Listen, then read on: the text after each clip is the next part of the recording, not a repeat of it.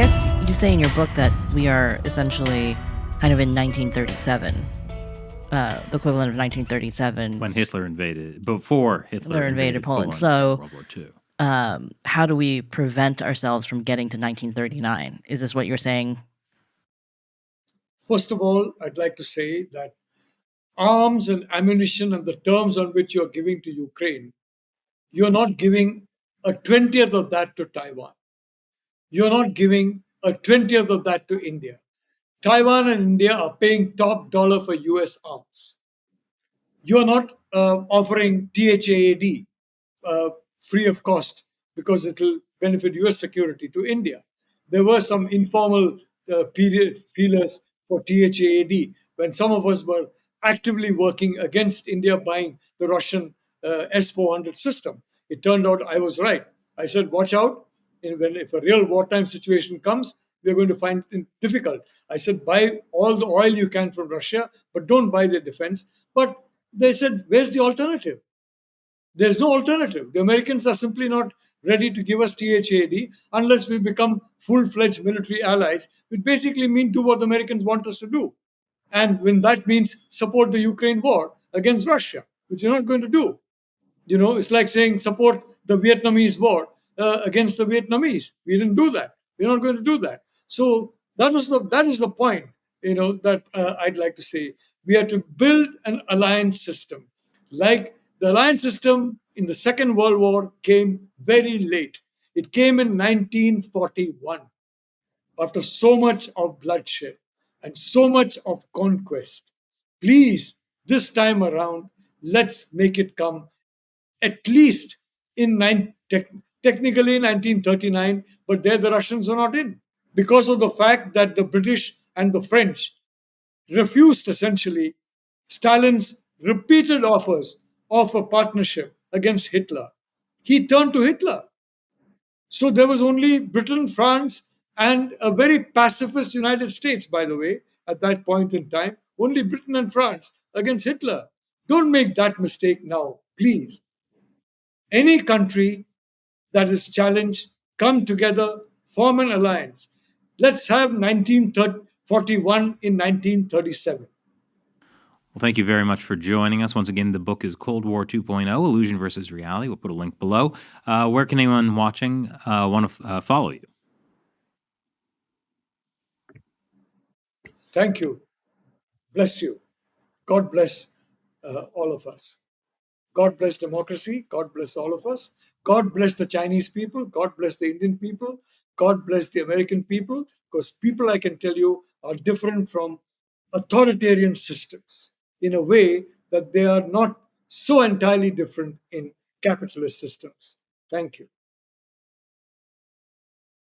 I think it's going to be very hard to build a global alliance against China because there's so much in the elite circles in Western countries that just don't want there to be conflict with China.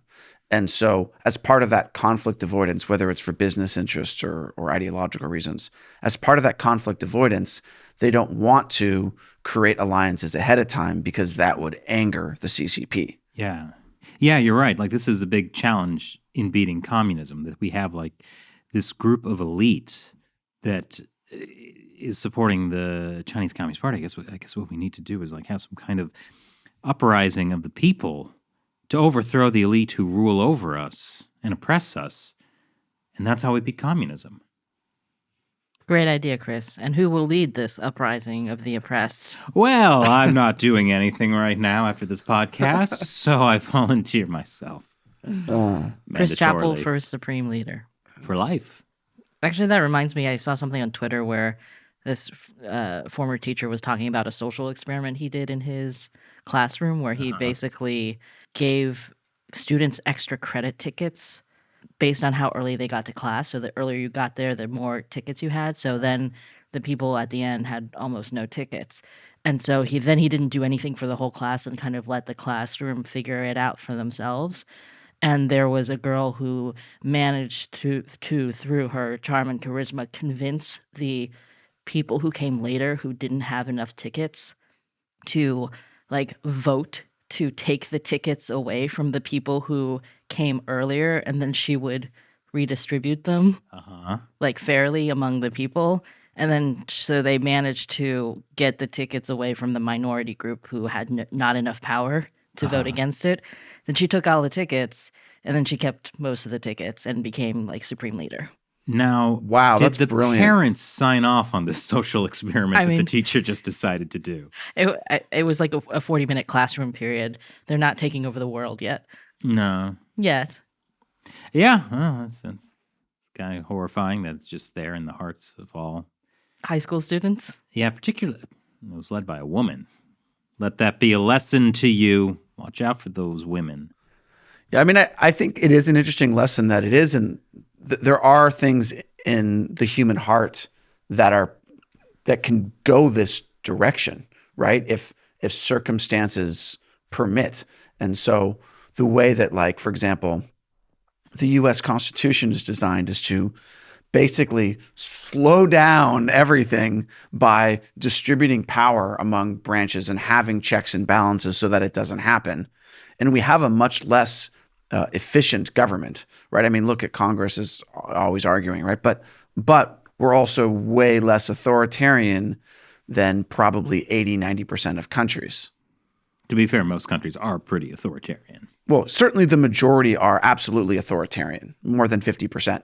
But even among the other 50%, there's a gradation, right, of authoritarianism. And the U.S., for all of its problems and all of its congressional ineptitude and budget crises and so on, it's not as authoritarian even as like Canada. Very true. Yeah, something I thought of during this was interesting is, like, there was this idea of, like, the nation states or, ethno-states. But really the more traditional way that humans have arranged themselves is sort of in tribal arrangements.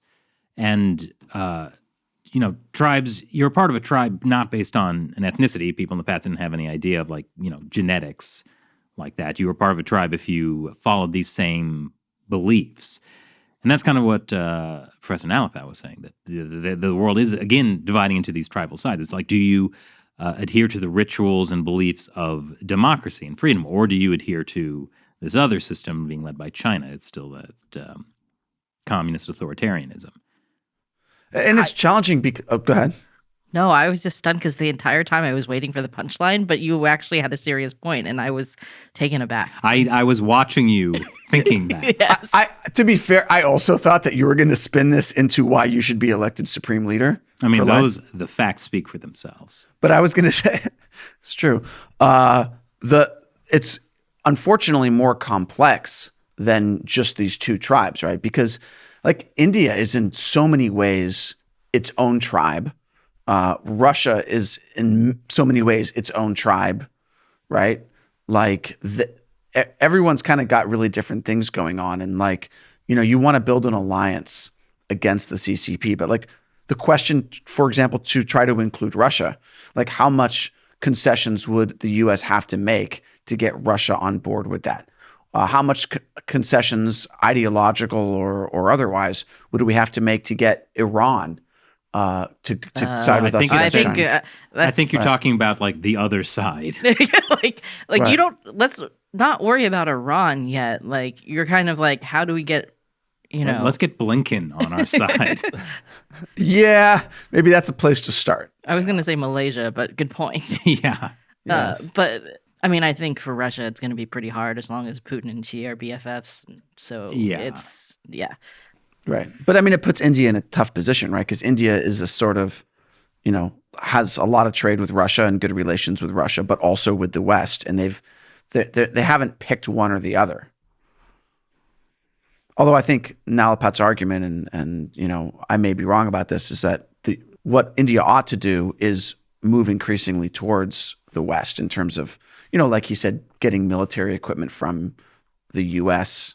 at a discount versus getting it from Russia. I think that was more about the U.S. not being so weird to India.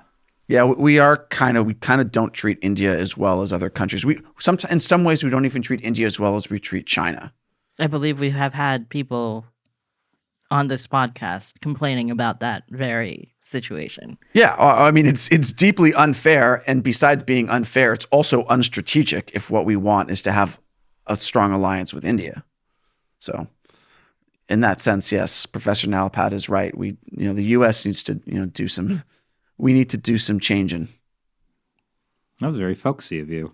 It was very folksy, yes. It's the mustache. Ah, I see.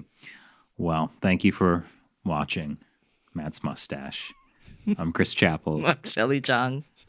And I'm Matt Ganesta. Stay classy. Okay, I thought you were going to say, and I'm Matt's mustache. Anderson, add in a voice that's Matt's mustache saying goodbye. Hi, Matt's Mustache here. Thanks for watching.